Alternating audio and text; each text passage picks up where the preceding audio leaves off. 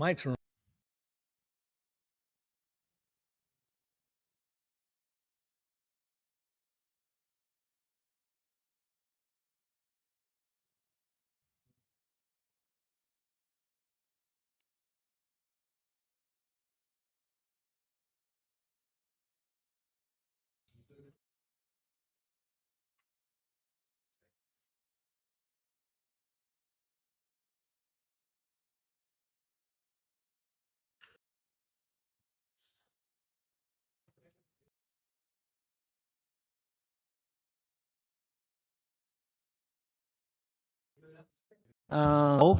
And I'd like to call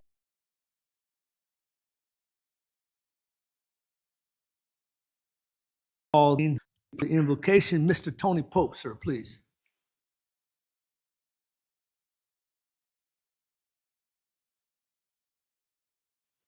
Dads. Father God, we come here tonight to do your business.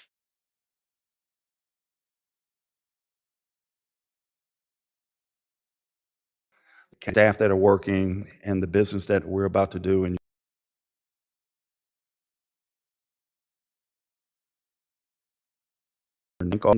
Pledge allegiance. Pledge allegiance.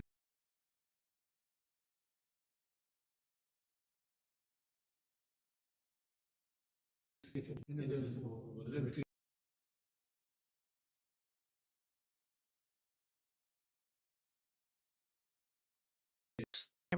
Mayor Ford. Present.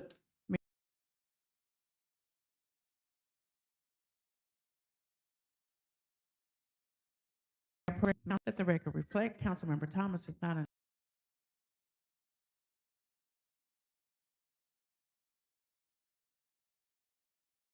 Council. Appreciate that. Council, I need a motion to adopt.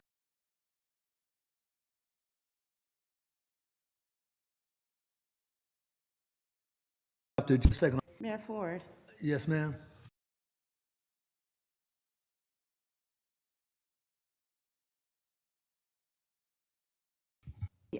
What do Do I you, wait till we get to the consent?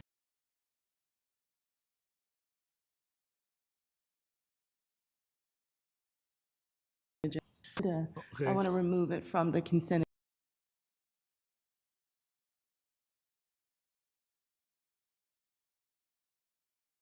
To approve. Honestly, it would not. What happened?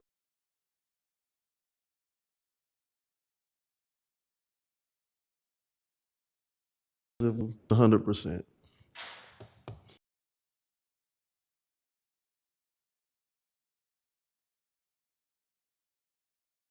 All right, just, I believe you. Oh, so you're asking.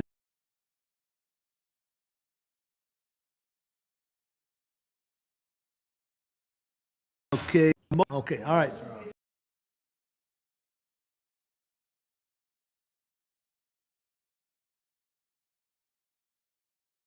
Okay.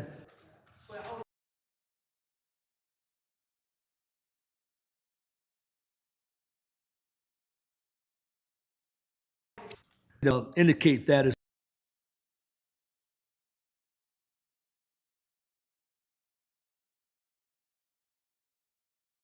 well.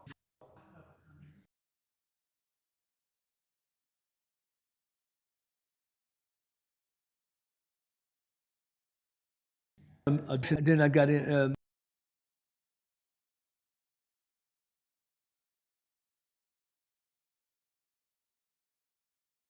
Ms. Barbara, I had Mr. Bear vote.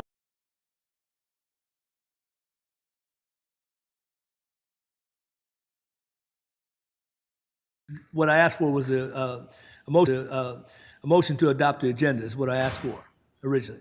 And Mr. Berry said he's so moved, basically. You, Mr. Alexander, said second. And I asked for a vote of that.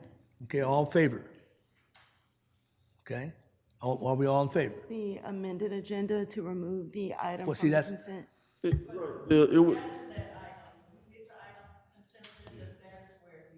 Thank you. Okay, so all in favor? All right, there we go. So it's unanimous decision on that. We're just voting on the agenda. You're good with that as well? Yep. Okay, so it's 4-0. All right. All right, so on that note, public comments. Do we have any public comments at all? There's no public comments, Mayor. Okay, thank you. So council review of the minutes and review of the budget, the minutes were from the budget retreat meeting, minutes September 24th, 25th, and 26th, and review of the council meeting minutes on October 13th. Review those, and if there are any changes or updates, we will talk to the clerk about that, and then we'll take this up for a vote on our next official meeting. So what we have now would be the city manager's third quarter report.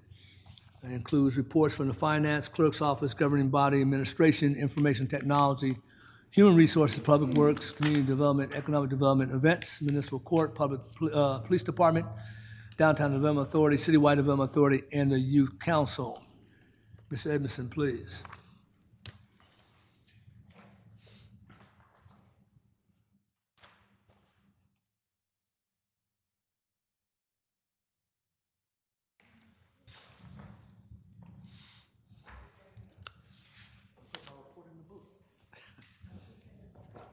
What number?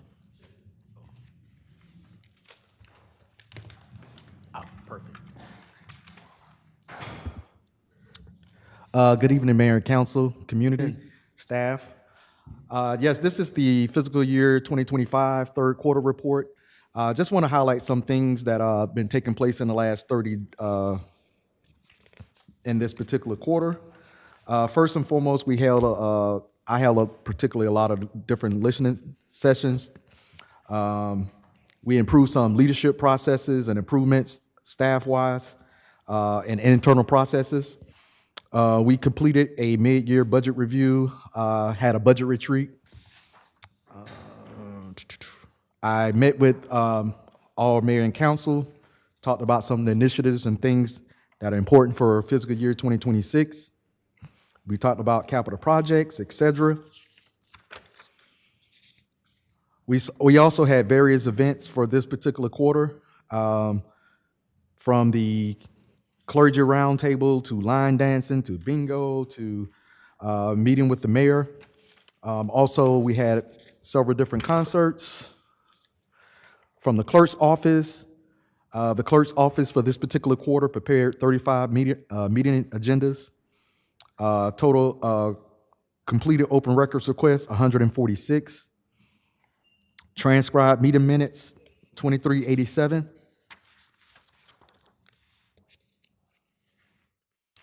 Events, Merle Manders Conference Center. We had the breast cancer luncheon.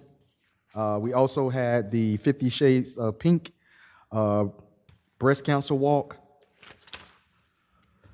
For municipal court, they had a total of 1,943 new citations. So it was a busy quarter. Of course, that it was anticipated due to the fact that it's summertime.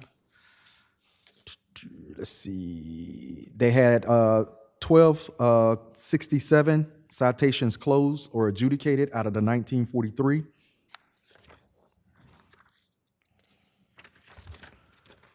I want to hit on one more area, and then that's it. Police Department.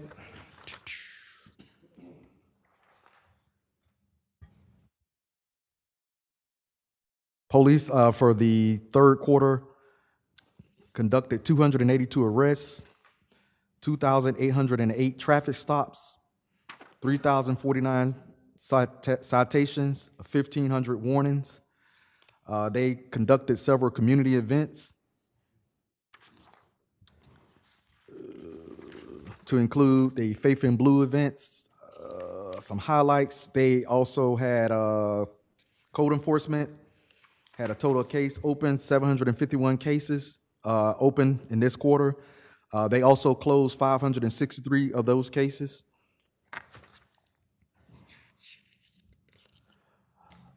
The Records Department completed 957 open records requests, completed 8 background checks. During this quarter, they also participated in Founders Day breakfast, the SPD anniversary July 4th event, Bridge Kids Teen Police Academy, New Hope Cathedral Back to School event, Stockbridge Elementary Back to School event, Cops in the Community Day, Bicycle Safety Club Scouts, Southwind Apartments Town Hall, Clergy Roundtable, Personal Safety Workshop, and Law Enforcement Meet and Greet.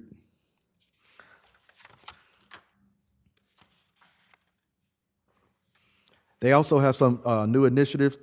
They deployed 2 new radar speed trailers for neighborhood patrols. They're working to integrate the flock cameras on trailers for added crime deterrence.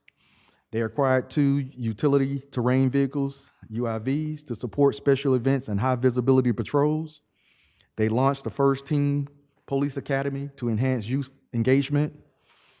They also implemented the National Integrated Ballistics Information Network, which is for firearm evidence analysis, which is one of 9 departments in Georgia with this advanced technology.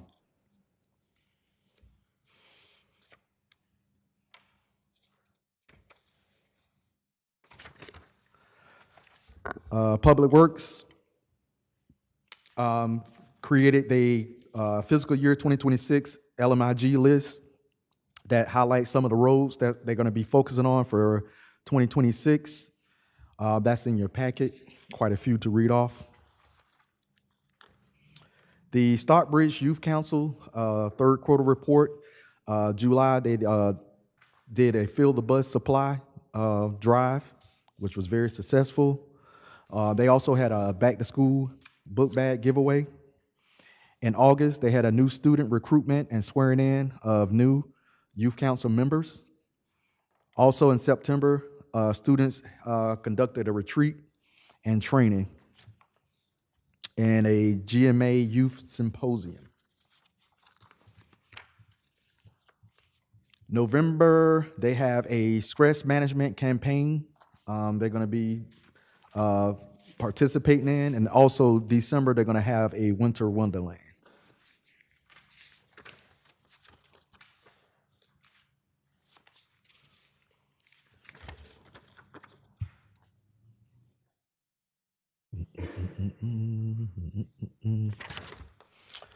All right.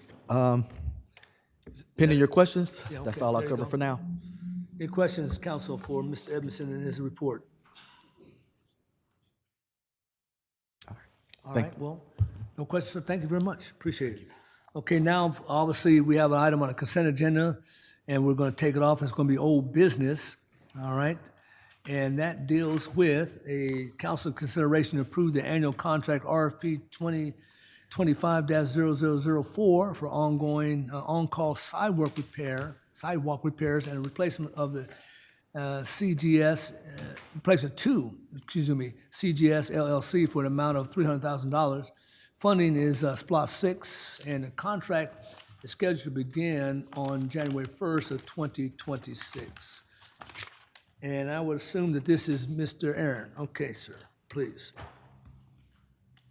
Yes, Mr. Mayor and council, we come back again asking for your approval to award this contract to the vendor for starting in fiscal year FY 2026 to CGS LLC for our annual on-call sidewalk maintenance program. For the last, I think, 4+ years, we've employed the services of an on-call sidewalk vendor to maintain sidewalks throughout the city. Okay. Ms. Barber, you must have some questions. I do. My question is, I want to speak with these, Ms. Megan. Can you come to this? Thank you, Mr. Aaron.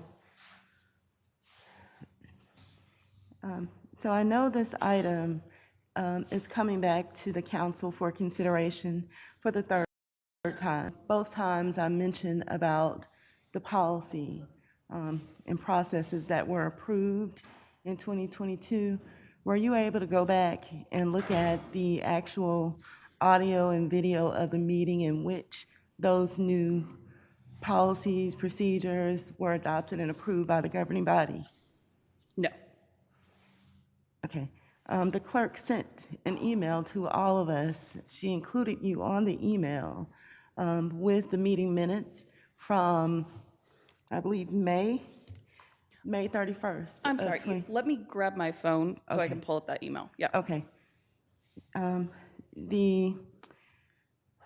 The amendments to the procurement code was adopted and approved by the governing body May 31st of 2022. There were a Jeremy Berry. Correct. series of recommendations by Attorney Jeremy Berry. The council approved those. I also added some additional recommendations that were also approved simultaneously during that same meeting. It is in the meeting minutes. The audio and the video of the meeting is also recorded. That all was sent to the council. My concern is that the process, I don't know if or what staff did between last meeting and this meeting to rectify or to, I guess, take care of the concerns that I raised in regards to adhering to the processes. So I wanted to know, what did you, what were you able I to see? can't answer the question as to what staff may have done to rectify any of those issues. Well, I do know, and Mr. Edmondson will be able to explain then. I do know that there seems to be some conflict in the code. One section does have the updated policies as was approved. The other changes, such as the city manager's spending authorization, there's some conflict in our codes. I don't know if the attorneys are responsible for updating the codes or not, but they're not updating the codes in all of the sections so that they are coherent and that they are clear and concise and Ms. that they Edmondson, are could you come to the similar. podium, please? Ms. So Edmondson, I come want to the podium. make sure that all of the codes, all of the changes that were approved and adopted by the governing body pertaining to procurement policies and procedures, that they are indeed all updated and reflect what was approved by the council. This is the third time in 3 meetings that this same item has come to the council. So I assumed and expected that staff would take this through the proper processes as has been approved by the council. Now, my council mates can do whatever they want to. I'm not going to approve this if there's been no change, or I need to hear from Mr. Edmondson first to see what in fact has changed, or if there has been a change or a review since our last meeting. Yes, ma'am, they have, and as you said, there were some conflicts in the ordinance and what was adopted, what was heard on the video. And as I recall on the video, listening to what was actually approved, and I recall that Councilmember Alexander he seconded the motion, and it was to outline changing the requirement from 3 personnel to a total of 5 personnel. And I think the point of conflict that we have in here is the fact that out of that 5 personnel, it was 3 people from Public Works and then several other people from other different departments. So if the point of contention is that it shouldn't only be 1 from each department, I think that's where kind of the conflict is at. And like I said, based off the video that I seen, that was not specified in that video. So my recommendation will be, if that's the case for this right here, for the sake of this, I mean, until we can figure out what is right, what is wrong, my suggestion would be to move forward with this one and then revamp that and get the right ordinance updated so that we are in compliance. Okay, so I will tell you what is right. Thank you, sir. I'll tell you what is right. Prior to May 31st, 2022, the code only spoke to having 3 members of the evaluation committee, only 3. And it also mentioned that all 3 would be from different departments. It says that. All I did was make the recommendation to increase the number of members of the evaluation committee from 3 members to 5, which means the other criteria that all members should serve from other departments and not all from one department, that should remain as is. The only change that was made was the number of members. That's it. So, in fact, I am the one who brought forth all of the motions. I brought forth the recommendations, let me say that. Councilman Alexander, as they always do, and as you see the behavior right now, they pretty much try to bully and try to assert and try to just take over anything that I do. I want to be clear about what the intent was when I brought forth the recommendations for the changes to our procurement processes, policies, and procedures. The intent that I had when I made the recommendations.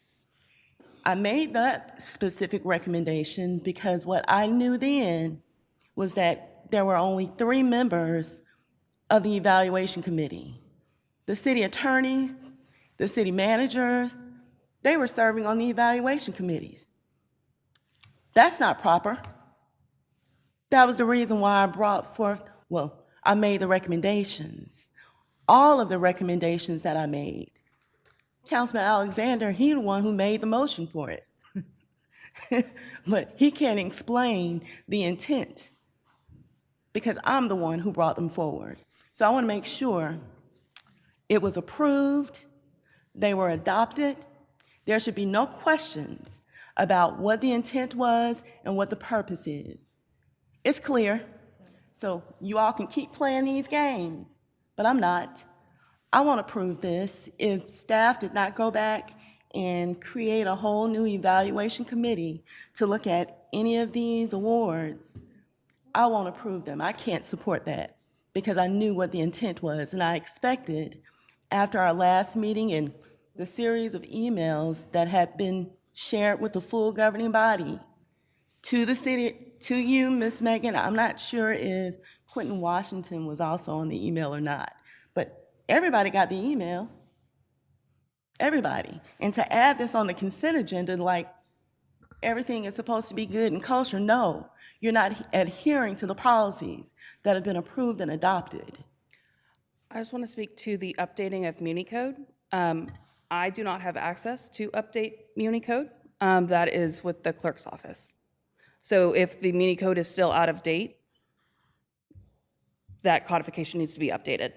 Yeah, they conflict with each other. I see that there's a certain section, they made some change to it, but in other sections, they didn't. Just the same as with the city manager's spending authorization. There's a section that has his spending authorization as $25,000, but it should be $50,000, and it reflects it in another section. So we just need to make sure that we're being consistent. I agree, and consistency is going to be huge. And again, I can't update MuniCode for any conflicts. Whose responsibility is it to, If I may, Mayor. Go right ahead, please, Vanessa. Mayor, listen, Mayor, point of order. We're going way off the topic. We've been pontificating on this for 3 particular meetings, and we're going way off the topic on who updates MuniCode and Mayor all of that. Ford. That has Stand by, nothing stand by. to do I want with to be what able we're to finish doing. my line of Stand- questioning. stand by. It has nothing to do with what we're doing. We're voting on the sidewalk project. That's what this is. Now, Ms. Barber will be the first one to say, stay on the topic. Now, we out in Mars right now. We ain't even in the atmosphere. We got to reel this back in, Mayor, so that we're tight. We're talking about the sidewalk. That's what we're doing. No, we're talking about the process. We need to make sure that that staff is adhering to the processes and procedures that have been approved and adopted by the governing body. So my question has been, Mayor Ford, if I Mayor may, did not rule on my point please of allow me order. to finish. Wait a minute, my My point of council order mates was Stand by, not folks. ruled on. Calm down, please. interrupt me Calm- when I am calm down. speaking. Please allow me to finish, One sir. second. I'm going to let her continue on, and I'm going to let her continue on. As a matter of fact, And Ms. okay. Holliday has something she needed to say, so go ahead. Listen, that's my ruling right now. You said what my ruling is, that's my ruling. We're going to continue on. Go ahead, Ms. Holliday. It simply has to do with the process for MuniCode being updated. An ordinance has to be changed and amended in different sections of the code. As I'm understanding, what has happened, it was changed in one area but not the other. That's correct. The clerk's office does not change the ordinance. We receive those from legal. And then we submit what the council approves and adopts, that is then submitted to MuniCode to update the code. But it has to start with legal amending the code in all sections that that particular item pertains to. That's the clarification. All right. Now, finish your comment, please. So I just want to make sure that Ms. Megan is able to rectify this issue, because this is not a matter of the governing body not approving it. No, this is really a systematic issue for staff and the attorney to And rectify. We can, and we will work on updating that MuniCode section. I appreciate it. Thank you. All right. So, I would say you're dismissed. Sir, you might need to stand by, okay? If you know. All right, so on that note, Mayor, we have additional comments. okay, First of all, again, you have let the meeting wander off into the stratosphere. Okay, no of problem. So be Talking it. about what is going on. All right. And this is why we end up in these situations where we end up with the back and forth, because we bring in so many extraneous items. Now, it was indicated at the very last meeting, I asked the clerk, I asked Ms. Barber several times, show me the documentation in the ordinance that states that it has to be such and such members from Public Works. I was assured that that was coming. It did not come. That did not come. The issue is what we voted on, what was put in MuniCode, what was done by legal, we have it on the books. I questioned whether that was the case at the last meeting when I said we should not punt this, because I did not believe that was the policy. And never, ever have we ever done what we did at the last meeting, was accept somebody's word without any documentation at all to stall this item. Now, here we are back for a third time. We're trying to do something real simple, get people's sidewalks fixed. That's it. That's all we're trying to do. We're not trying to rewrite the whole city code. We're trying to get a contractor approved to fix the broken sidewalk on Hudson Bridge and various areas in the city. Now, we have the first meeting, it was not clear to the city manager or not clear to any of us what we were coming back for. Then a second issue was raised when we came back the second time. Now we're back for the third time, and a third different issue is being raised right now when it was assured to us that that was the policy. We all saw the email that has the ordinance in it. What was stated is not what was told to us at the last meeting. At this point, I'm taking your recommendation, and certainly, I'd like to make a motion to move forward with approving the sidewalk contractor. For the third time at 3 successive meetings, we need to move this project forward so that somebody's out there not tripping and falling on sidewalks, hurting themselves, and suing the city. Certainly, I make a motion for approval. well, since, okay, Ms. Gansey, now, on that note, motion was made second. Now, do you have any additional comments? Well, my comment is that based off of what Mr. Edmondson said and what I reviewed too, I too looked at the minutes of the meeting and we did not vote. Let's be very clear. We did not vote for us to have only 2 people. It can only be a minimum or maximum of 2 that was stated at the last council meeting. None of that was stated. What the ordinance reads is what we have to abide by. And I'm not going to change it. I'm going to be very clear as far as I'm concerned, but it takes 3 council members. I could always voice my opinion on the way things should work, but that's my opinion.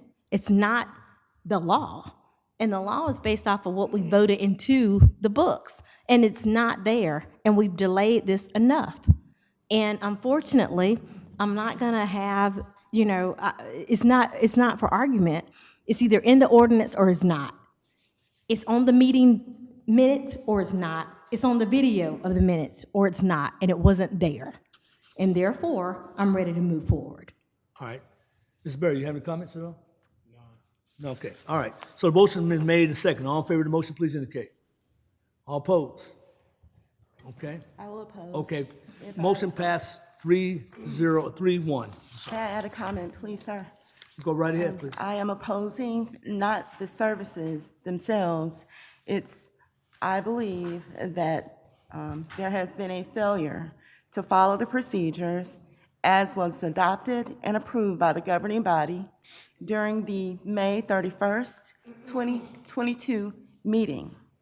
That's for the record, Ms. Holliday. On that note, we'll move on. Council consideration to approve the downtown container project presented by Ms. Lisa Fareed and I believe Mr. Tony Pope.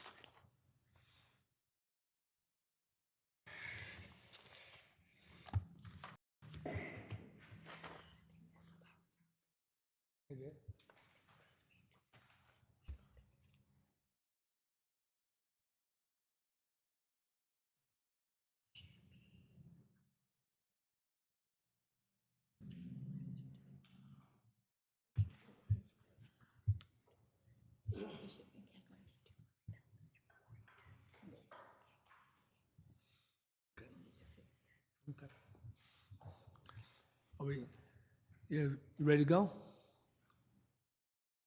Okay, good evening. Evening to you. Okay, it looks like this is loading, and I'll just do an introduction if that's okay. Sure, go ahead. All right. So, the Downtown Container Project was first introduced in 2020. It was and still is an innovative solution for creating building inventory in the Main Street District, where storefront spaces are extremely limited. The first concept was suggested to go along Burke Street on the green space next door to Fletcher and Sons Auto Repair. So at council's request, the Economic Development Department is reintroducing the concept. We believe the new innovations for this project will be very appealing and might be a good fit for the evolving downtown core. I would like to introduce Mr. Anthony Pope, president of, I'm going to try this, Atelier 7 Architects. Mr. Pope is the designer and creator of the original concept, and we are excited to hear from him this evening, if that's okay with Mayor and Council. Absolutely. Go Thank ahead, you. please. Thank you, Mr. Pope, for being here.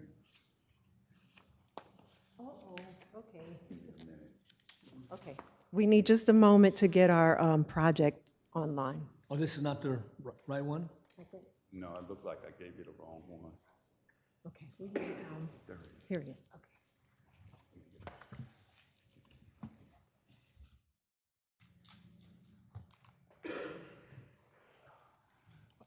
So how much time do you think you need? We'll take the World Cup too. Yeah, let's just come back to them. One second, sir. How long do you just got to get the disc, you load it up, that's all you got to do? All right.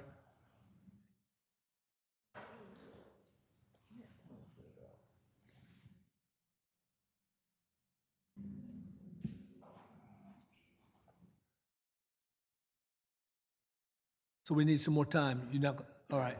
So we'll move on we'll come back to them in just a second. So we'll move on and insert them back in. Council consideration to fill a vacancy to appoint a member of Downtown Development Authority. Term expires December 31st, 2025. Mr. Edmondson, please. What tab is that on there?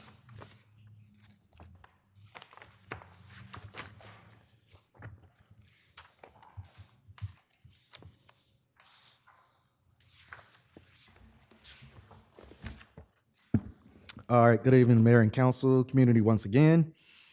This is for the application for board committee for the Downtown Development Authority. We have the first applicant, Ms. Lisa Glenn. She submitted her application to fill one of the vacancies for the Downtown Development Authority. Just a quick background on Ms. Glenn. She is an insurance agent. She's been a part of the city for 8 years, 11 months.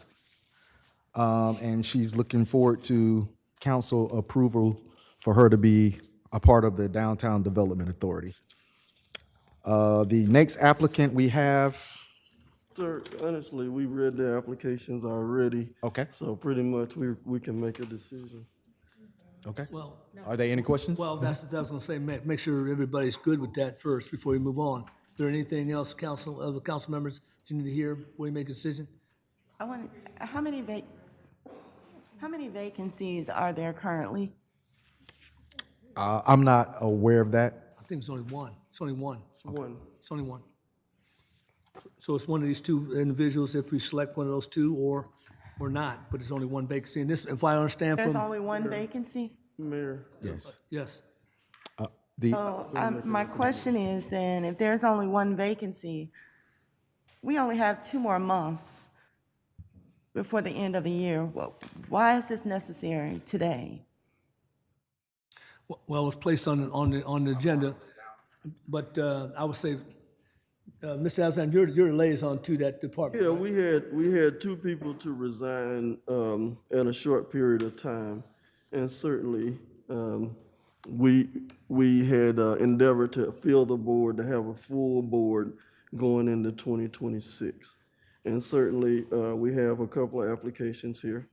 And I was going to go ahead and make a recommendation for approval of Ms. Tashika Thomas to the Downtown Development Authority of the City of Stockbridge. Okay, so that's your motion, sir? Yeah. Okay, is there a second to that motion?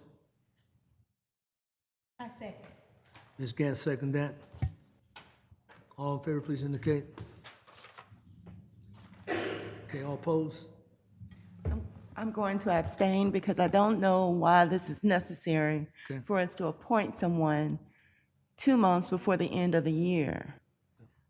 The motion Why passed do we need 301. this right now?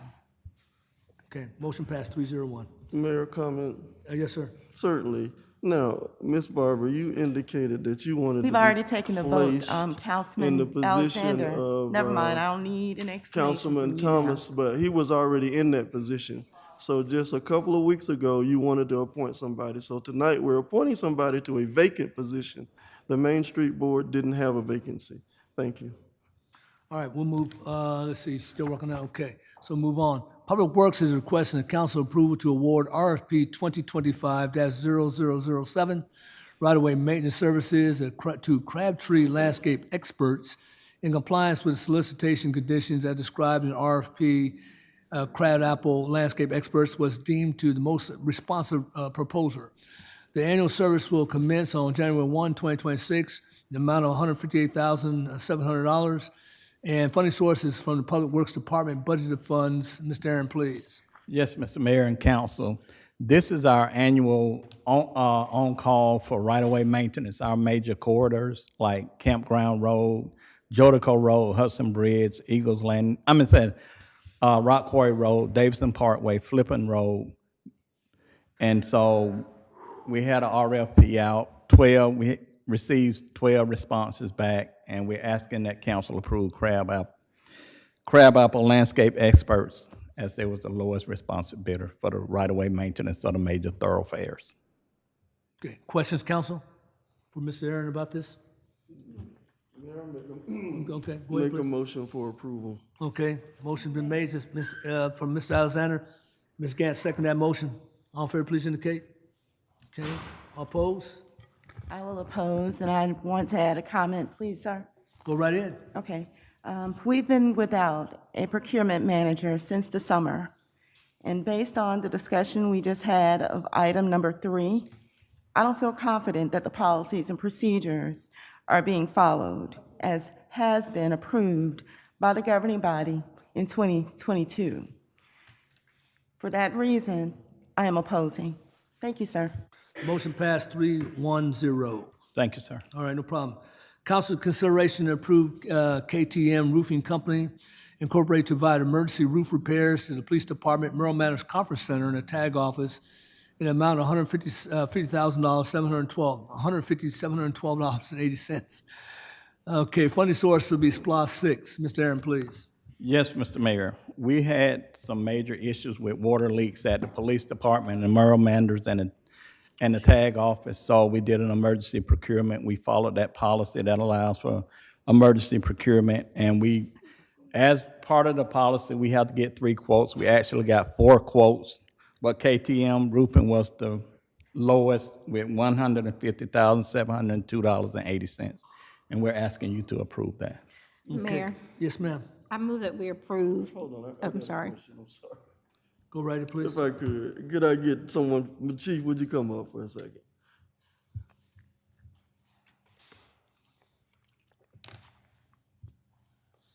I still want to move to, that we approve. I think we certainly, but I just want to get clarification.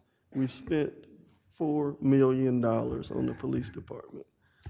We didn't get a new roof, we didn't get a warranty. No, there was no, the roof was not part of the scope of work for that. It was inspected at the time, and it was not deemed to be in need of repair. It wasn't until after we moved into the facility that we started to experience leakage. As a matter of fact, a lot of that had to do not necessarily from the shingles, it had to do from the deteriorating, rotting wood underneath the shingles, which in all likelihood may not have been visible during inspection of the shingles. I don't think it was a defect in the shingles as much as it was the under coverage there. So it was unforeseen. We've been experiencing leaks in that building for nearly 2 years, and so it's taken us long just to get the repairs done for that. And it was leaking into critical areas, so it was absolutely needed. Okay, so, and Ms. Aaron, you're saying that we got, what, 3 responsive bidders? Actually, we had 4. The policy says you need 3, but we had 4. We had 4. And on the work that's being done, is there some type of protection for it coming back, or? Yes, sir, we have a warranty on. Okay, we'll have a warranty this Yes, time. sir. Okay, thank you. I'm ready. All right. Okay. So you made a motion of who? Yes, Mayor, it was me. Okay. I make a motion that we approve the KTM Roofing Company to provide emergency roof repairs to the Police Department, Merrill Manors Conference Center, and the TAG office. And Mr. Barry, second that. All in favor, please indicate. Okay, that's a unanimous decision. Mayor Ford, Yes, ma'am. Motion Never mind. passed 4-0. thank you. Never mind. Okay.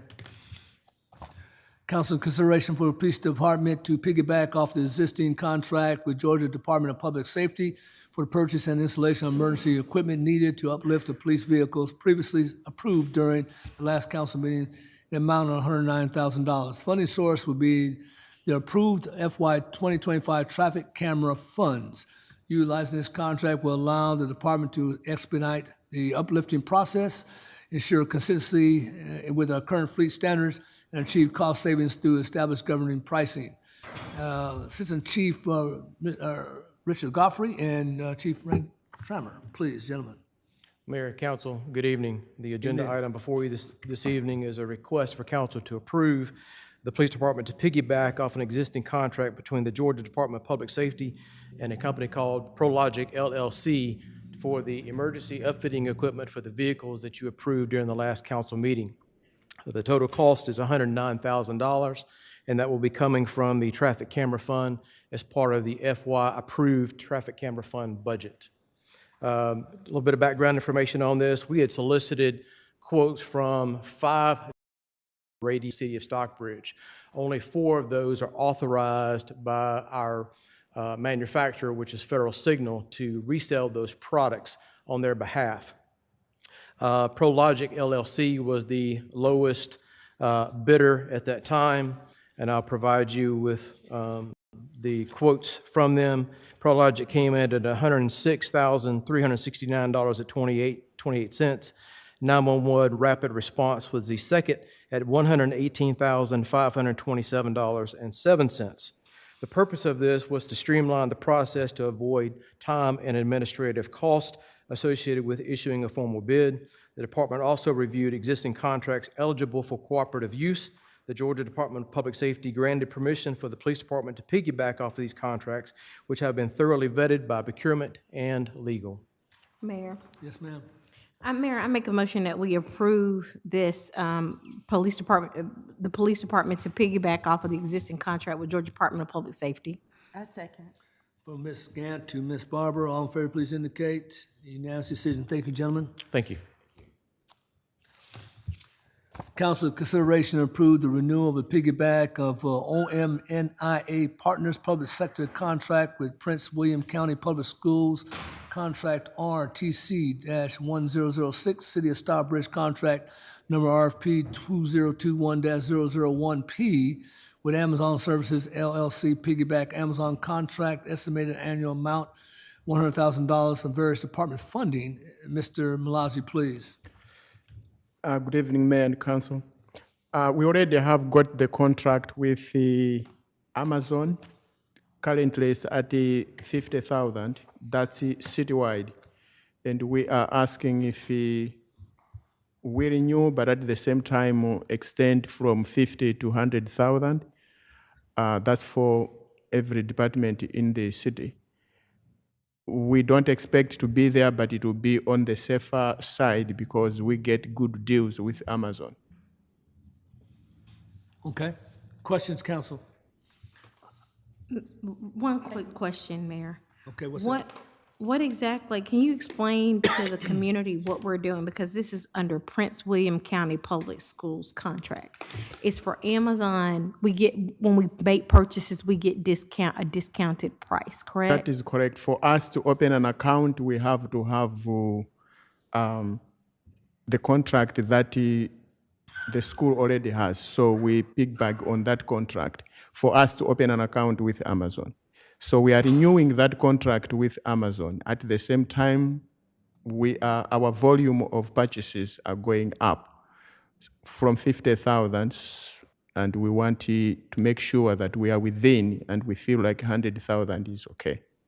So Prince William County isn't Henry County. Henry County doesn't have this program. Is that correct? That is correct. All right, and so it does benefit a school system to a certain degree. I'm assuming they get some type of percentage Discounts, back, a yes. discount back. That But is Henry correct. County doesn't have that as of now, the Henry County school system. That's correct. And maybe they should look into it. Yep. But in the meantime, it helps us and it reduces the price of our costs when we purchase things from Amazon. Save, yes. To save. All right, and having said that, I would like to make a motion to approve the renewal to piggyback on Omnia Partners Public Sector Contract with Prince William County Public Schools Contract RTC-1006. Is there a second to that motion? Second. You second the motion?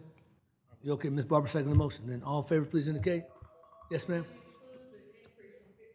To 100,000. I made a motion to approve what was listed here on this contract. And if we're increasing that, that includes the $100,000, whatever's on this agenda item located. Is that clear with you, Ms. Holliday? Okay, from Ms. Gant to Ms. Barber, all in favor, please indicate. Okay, it's unanimous decision. Thank you very much. All right. Ms. Fareed, are you ready now? Okay, so what we're going to do, once again, council consideration to approve the downtown container project. Ms. Fareed and Mr. Tony Pope, please.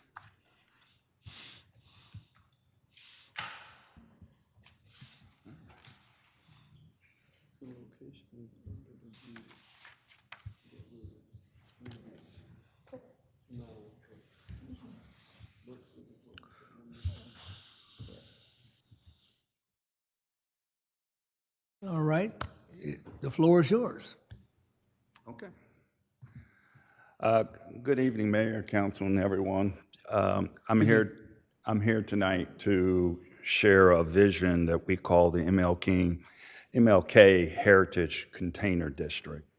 This is an innovative contemporary development utilizing shipping containers to empower entrepreneurial businesses.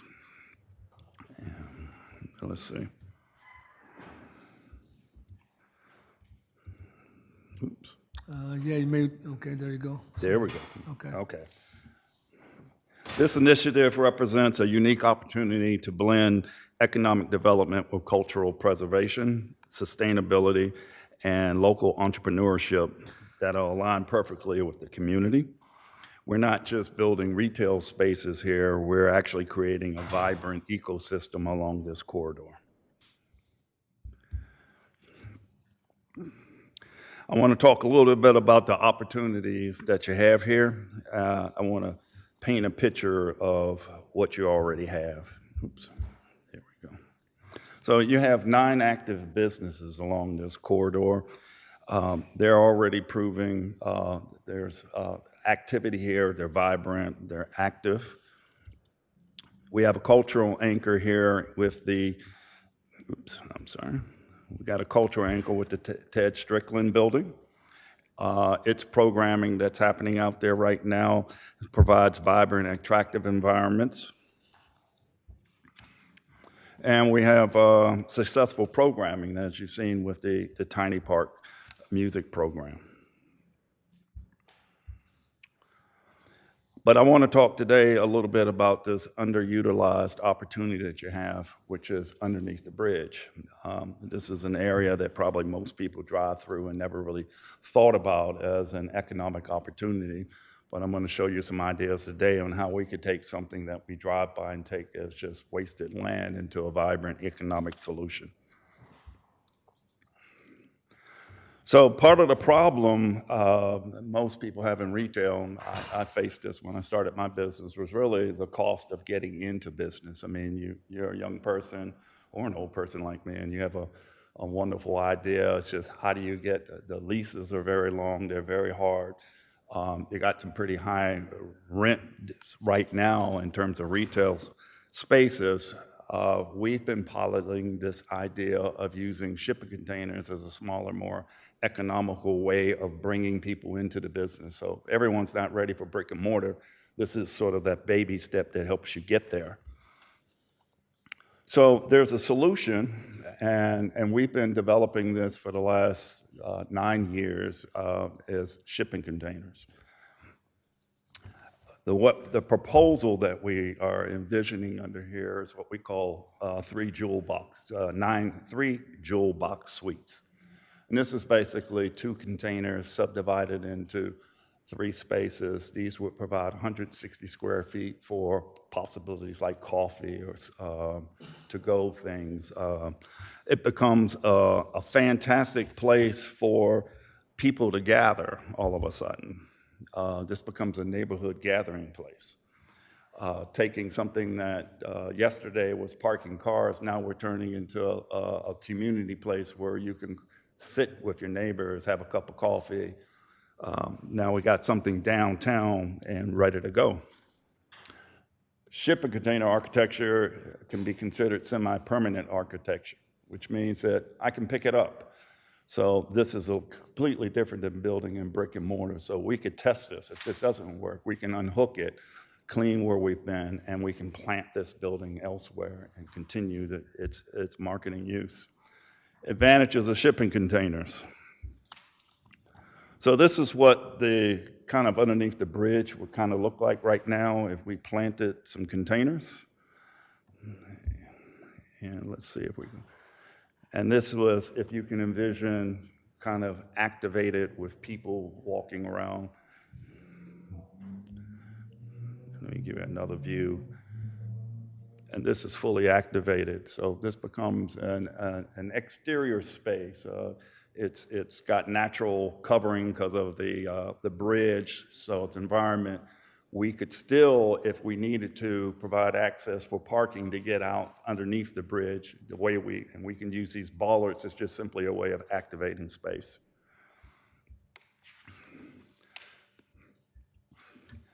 And let me show you the economics of container retail real quick.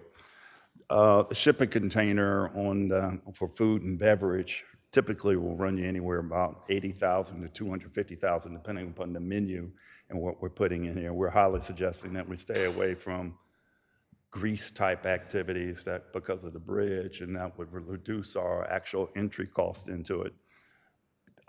These will produce pretty much about a 10% yield on your investment over the life of the box. Sorry, I'm gonna, there we go. Payback period is usually about 5 to 8 years. And then I'm gonna show you some successful container models that we've had an opportunity to participate in. First one is the Beltline. We're currently in our second season. We have constructed 18 retail spaces. This program started a year and a half ago where we started with just a vision. Again, we're building on a rail corridor, odd places, and one of them just happens to be a bridge. This is called Freedom Parkway. This is home to 3 businesses right now. We're installing the 4th one now, which will be the city's first automated grocery store, autonomous grocery store. This is in Freedom Parkway along the Beltline. The businesses change out, which is an opportunity here. These businesses change out every year, so it gives an entry-level person.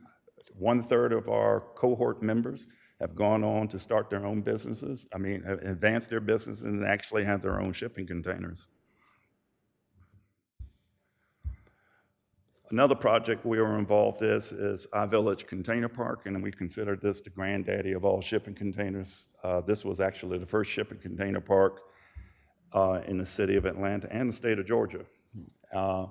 This again was brought in. This is attached to the Hamilton Homes Transit Station. This was an economic opportunity to bring people from that community who had ideas on business, low-cost rent to come here, pilot their ideas. It was a 5-year Tiger Grant project, and it still remains today. It's now, I think that transit station is due for an update, and they have now finally incorporated it as a permanent fixture. It's 8 retail spaces, 160 square feet each. Again, it's got sort of a courtyard feel where they can participate, and there's a cafeteria and bathroom attached to it. Last one is Pittsburgh Yards. This is opening in 2 weeks. This is a slightly different environment because this was one where it was sort of bring your own box. They provided pad sites, and everybody brought their, you were able to build and connect to their existing ecosystem.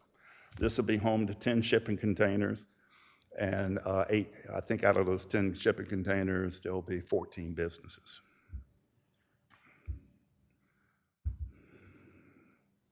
So in this ecosystem, there's a barbershop, there's Piedmont Hospital, we have some food, ice cream, just a little bit of everything, mixture. Timeline on something like this is really fast. It takes about a month to build the box. The longest period we've had really is just getting through permitting process. So if you have somewhat a streamlined permitting process, this makes it easier.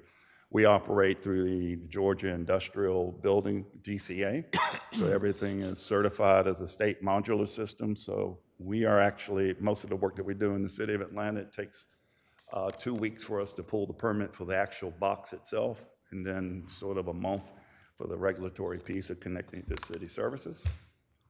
Community impact here. Oops. I mean, this is a great opportunity for people to get a first-time shot. And this gives you an opportunity to actually create a program within the city that brings, cultivates new businesses, gives them an opportunity to test.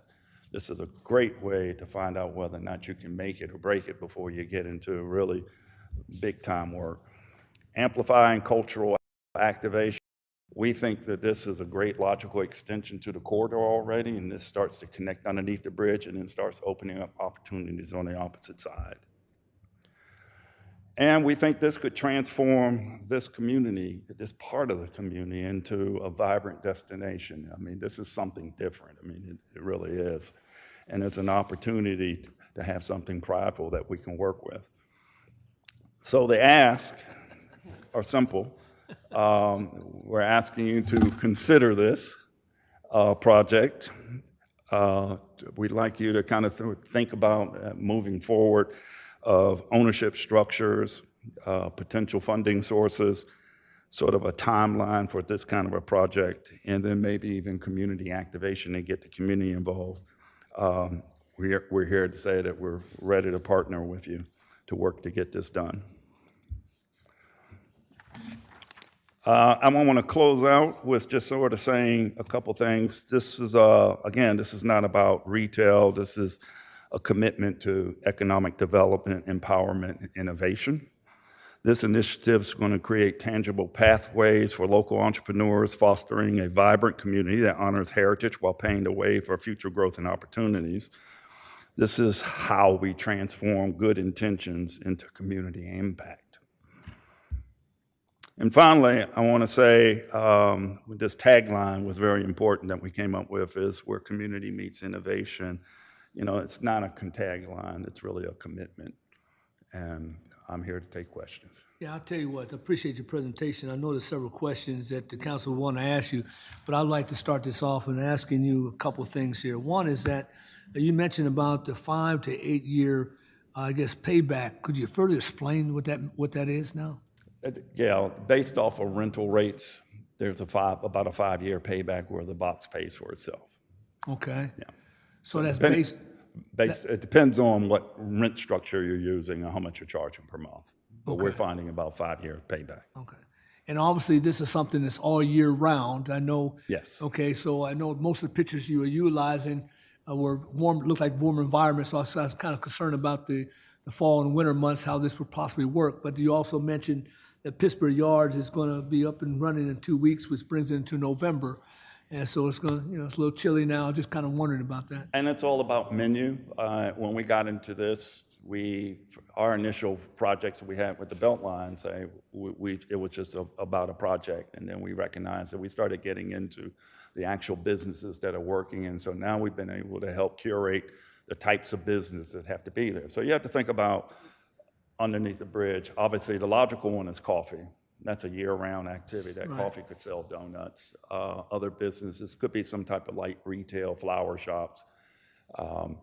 Sometimes we have an ice cream store right now. That ice cream store is actually looking to pivot and do soups and warm meals, things that don't require necessarily deep frying, but as a business entrepreneur, I mean, it just requires, I think, a little, excuse the pun, but out of the box thinking of some ways that you can keep yourself vibrant and active all year round. Really good idea, intriguing. Ms. Gant, please.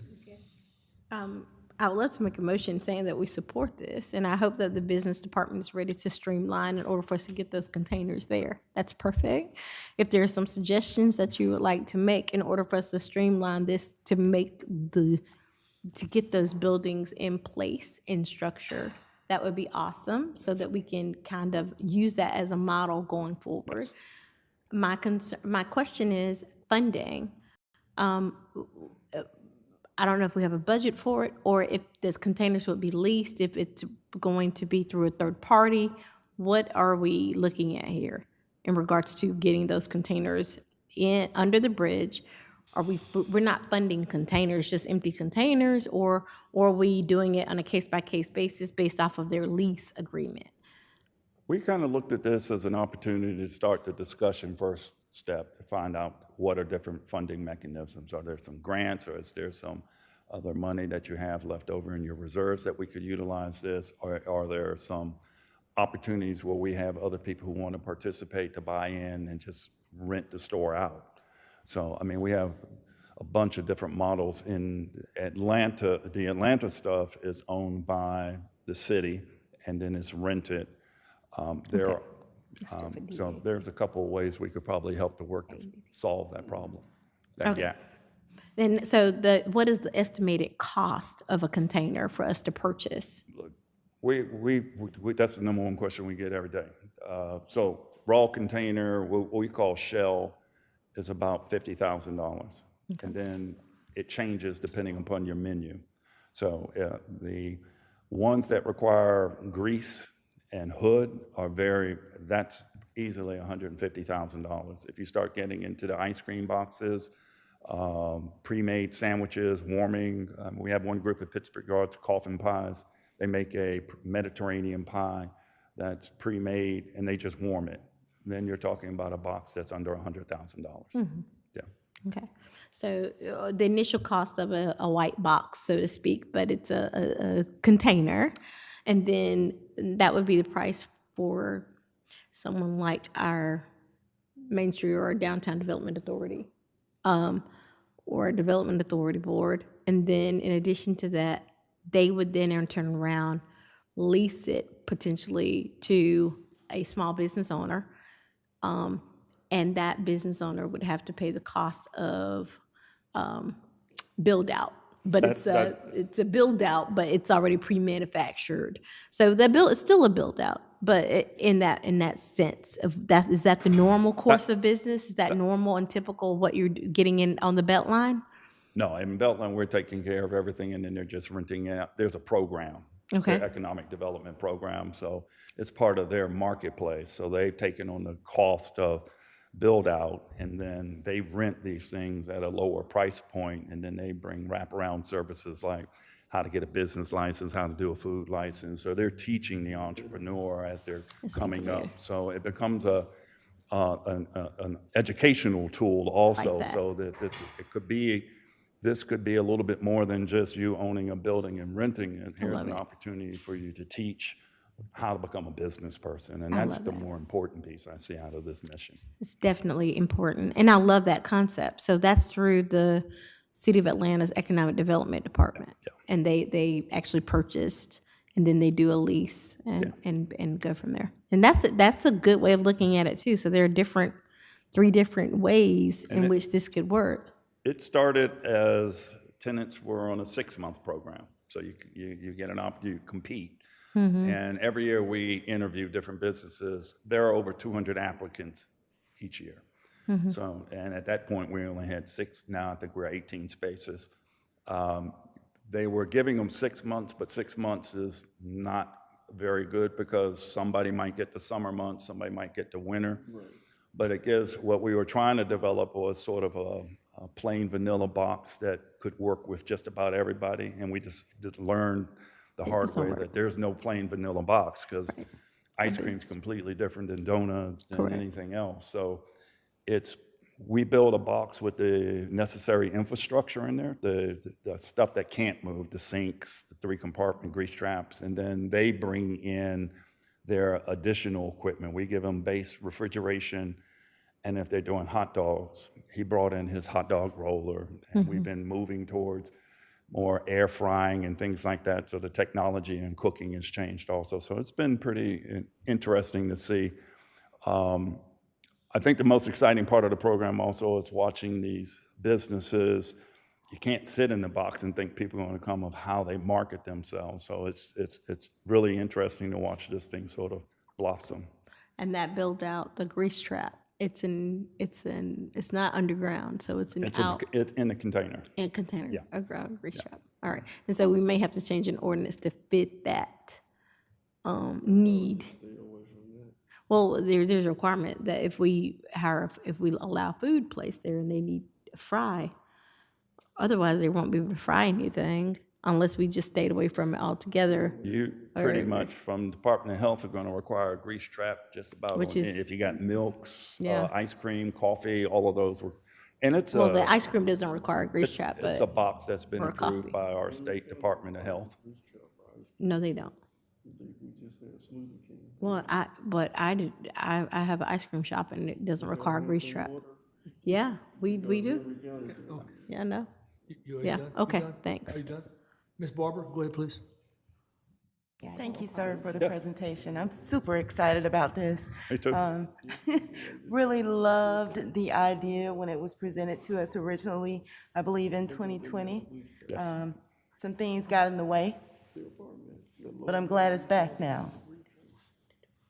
So I certainly do support this niche idea. And I hate to say it, but this downtown area, including Martin Luther King Senior Heritage Trail, is within the city council district that I have been duly elected to represent. So I'm super excited whenever there are new opportunities such as this to come to our downtown. So thank you again for being here. I look forward to all of the potential opportunities that you'll bring, all of the strategies, and if there are no other questions or okay. I want to make a motion after. There Yeah. are other Okay. questions, though. There are other questions. Mr. Berry? Go ahead, sir. Yeah, again, thank you for the presentation. I'm super excited, as already been echoed by my counterparts. I do have some questions about what type of things the city would have to do to prepare for the utilities like the water, the sewage, like what type of baseline infrastructure does the city need to come to the table with for initial setup? I have then I have not a done follow-up question. a deep dive into the utility infrastructure here yet, but similar to all the other places I've worked, we have a DOT bridge, which means that this is going to be the first ownership of underneath that bridge is that DOT.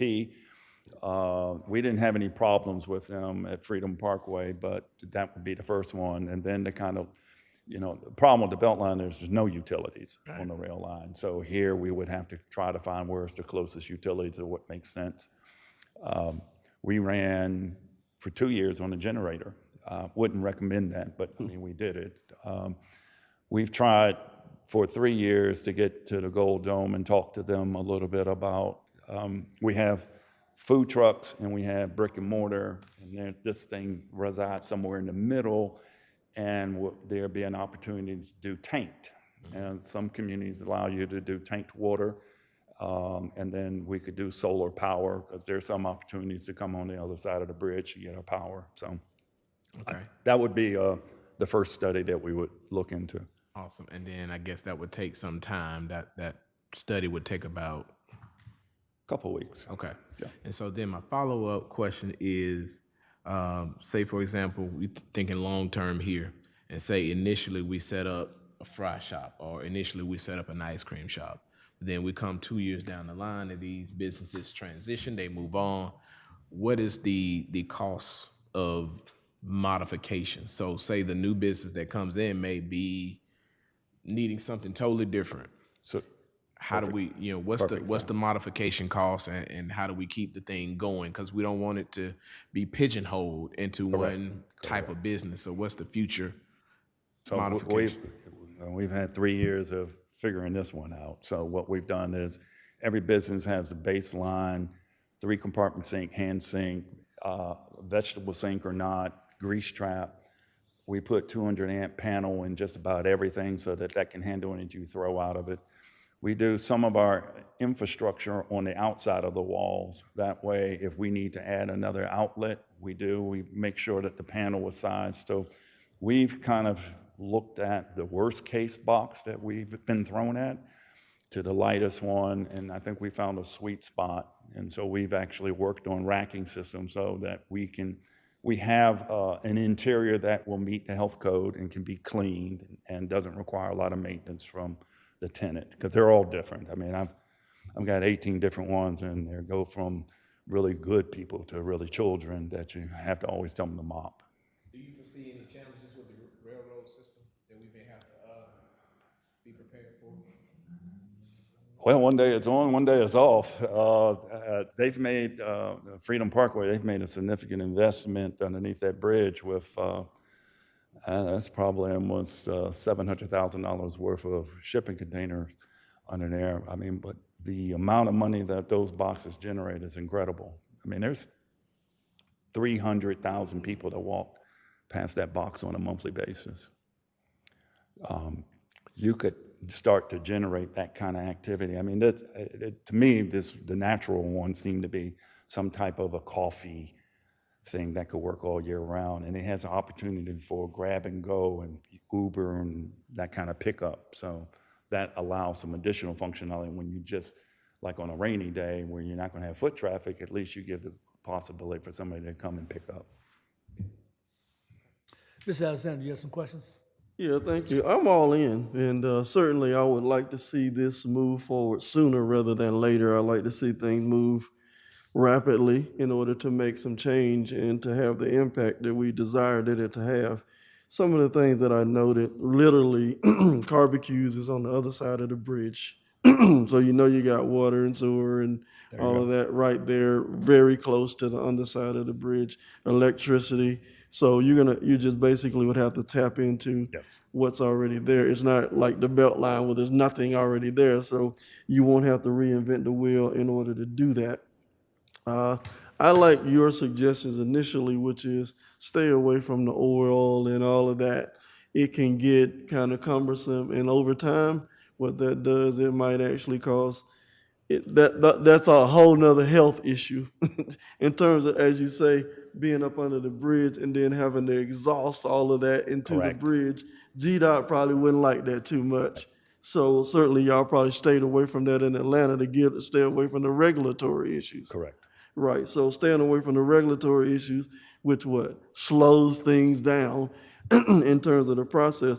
But as you said, the ice cream, the coffee, the light sandwiches, that type of thing. Whereas, and I'm gonna tell you the difference between this proposal and the last proposal. You hit it right on the head, and you got my attention right out of the box when you said this is about economic development. The last presentation was about the containers. Everybody was like, oh, let's just do the container. Let's put them on Burke Street. Let's put them over here. Let's put them over here. That's not the way that you do it. Yeah. You do it in a targeted way, as we're doing here, and that you use it. And I like to say this, what we really need is a business incubator. Yes. This is the business incubator for downtown, where you bring in the business person. That's why you said Atlanta's doing it right.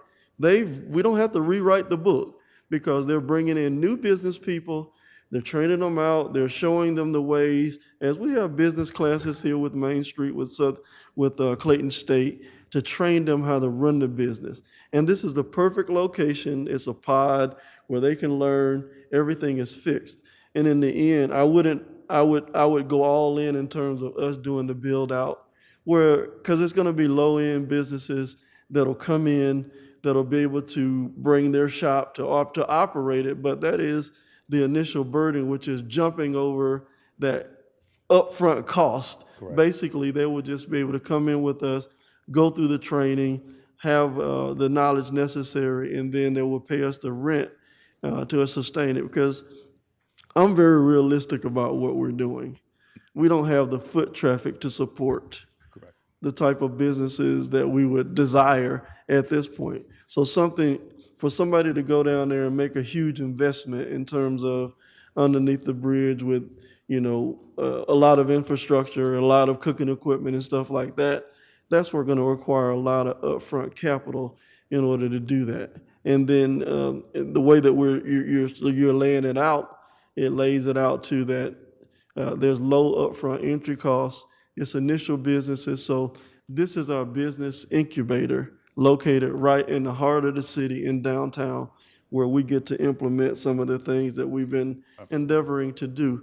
And it offers the flexibility in the future to do things. But as you said, that location can be permanent, right? Whereas other locations, at first the proposal was, we can put them here and then we can move them. No, this location can be permanent. It doesn't have to be moved. And pick back up the rendering again, if you could. Right, go back. Oh, you want that one? Yeah.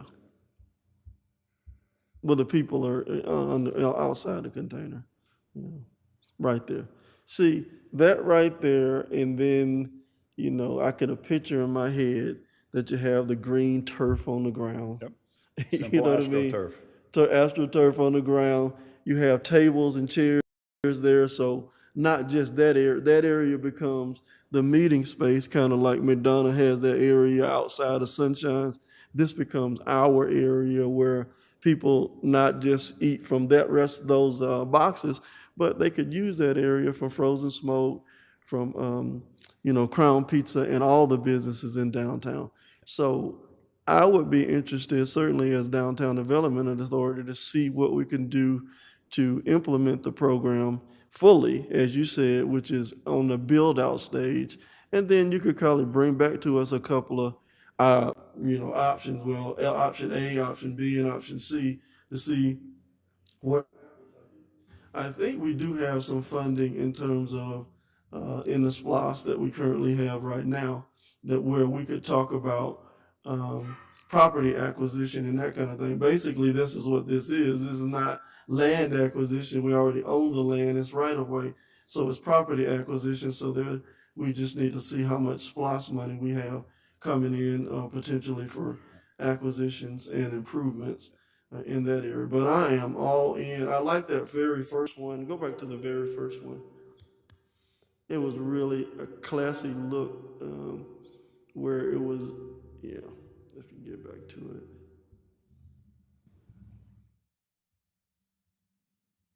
Keep going back to the very first slide, I think it was. Yeah.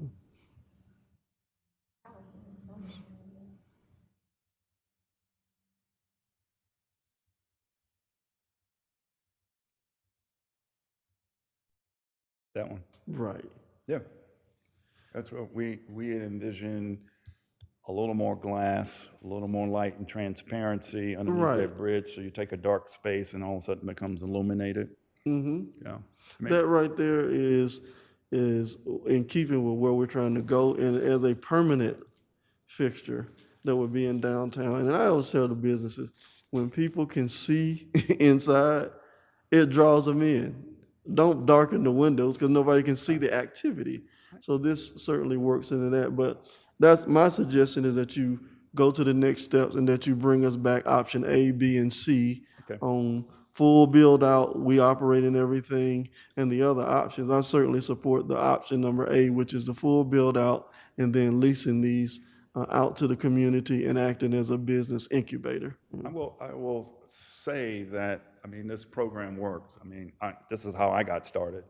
I mean, I crafted this idea of trying to pilot this at home, and I was a one-man architect, and I did iVillage, and I sat over there for 5 years. So I went from 160 square feet. I now have 110,000 square feet in Atlanta where I manufacture. So we design and build this. We have shrunk the construction time, so it takes us 2 weeks to build this in the factory. And while we're building this in the factory, we're doing the site work. We bring the two together, and this compresses your speed. And this is how you get this thing done and over with. I mean, this could literally be up and running before we even have the World Cup games.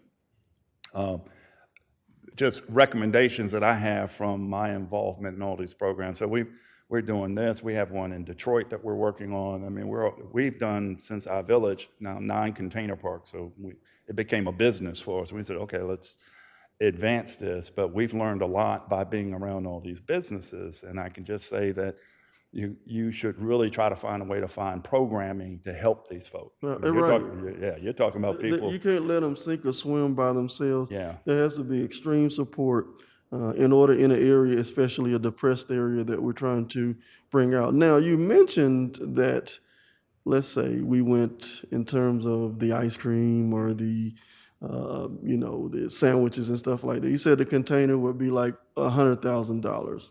So how many compartments? So each compartment is separate. So you said 3, so that would take 3 of them in order. What we had envisioned was 2 containers, but 3 businesses. 2 containers, so that'd be basically be $200,000, $100,000 a container. Rough numbers. We're looking at it from this level here, but basically 2 containers with 3 businesses in it would be about $200,000 if we didn't do the fryers and all that stuff. We just did the low end stuff for the coffee shop. So basically, that kind of gives us a rough idea of where we're going to go. And basically, if we're going to do anything intense, basically, you might have to double that. That you put on you don't really want a temporary tenant to come in there and modify your box by saying, okay, I need to do deep frying, and now they're going to tear up the box and put hoods and everything on there. We just learned that after that bridge fire we had many years back on 85, not to put anything that really has an accelerant to it.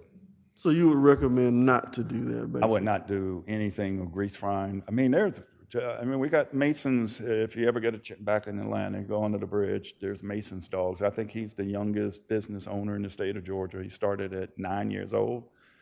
He makes Mason's Super Dogs, and he does his French fries with air frying, and you can't tell the difference. I've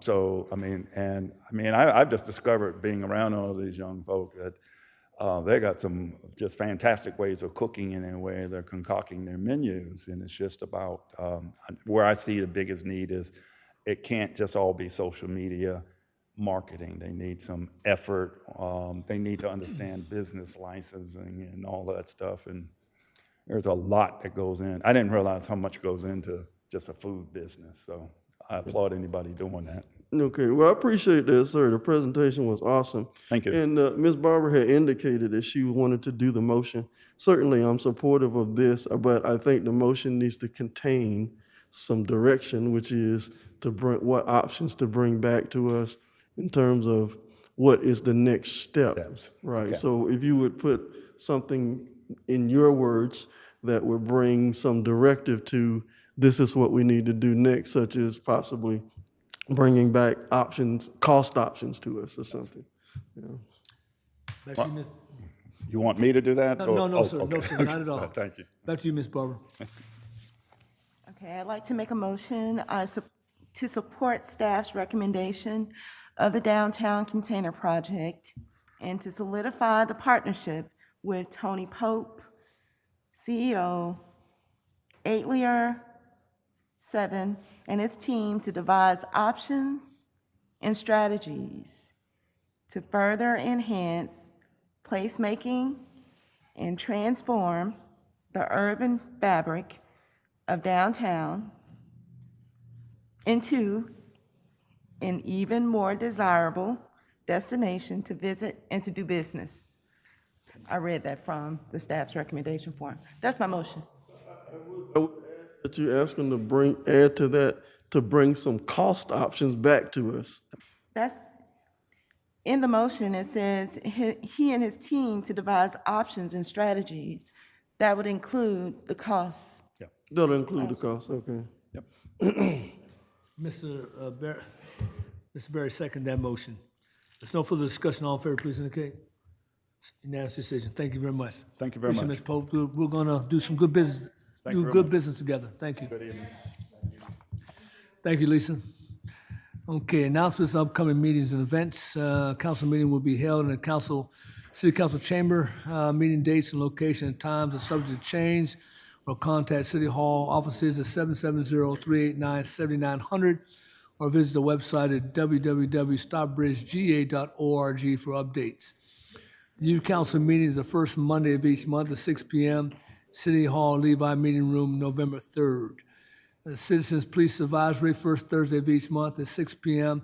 in Starbridge Police Department Community Room, 4545 North Henry Boulevard, November 6th. The City Council meeting is second Monday of each month at 6 p.m. City Hall Council Chambers on November 10th.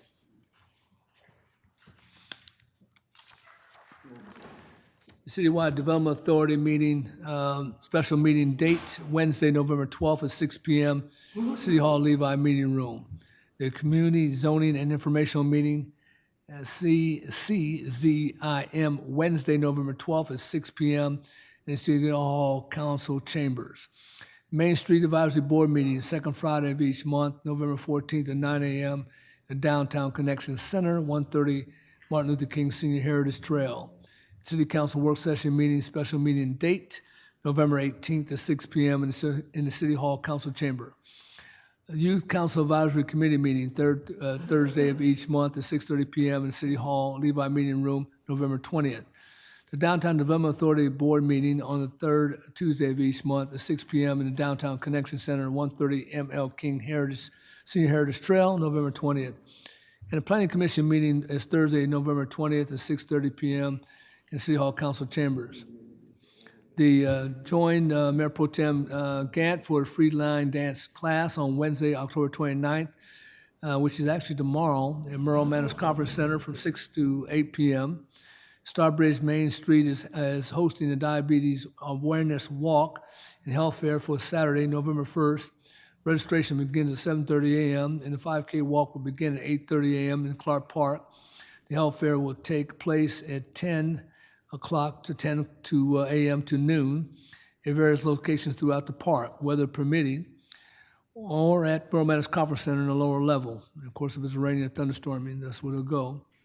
Join Councilman Alton Alexander for the District 5 Community Cleanup on Saturday, November 8th, 2025, of course, from 9 a.m. to 11 a.m. Please meet at the Costco parking lot on Jolico Road.